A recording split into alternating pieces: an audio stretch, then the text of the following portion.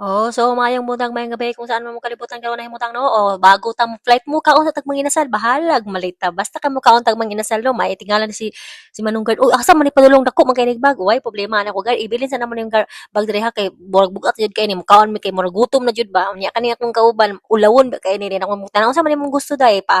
Atik-atik na si Inday pero syempre di ta magpaulaw-ulaw diri unya kamo ba. Shout out sa taga Dipolog diha no. O kinsa may taga Dipolog o yung kinsinan na mingaw na ning manginasal nga diri dapit sa merkado. By the way, ang kaning merkado diri sa Dipolog is under construction pa. Unya kay si Inday, swerte kay siya kay naara siya sa kilid sa rice, walay problema. Unya kay kusog may kung ulan pag naog na mo, hoy Ginoo ko pagkakusuga sa ulan. Unya unsaon naman ni ron, di naman mi ka nakaw ani di nagpasilong sa mi. Dayon naghulat mi og tricycle. Ni gawas lang pud mi ni ana si guard. Oy adto na mo unya. Syempre guard mo adto na mi kay basi malate na ko ani sa ako ang flight.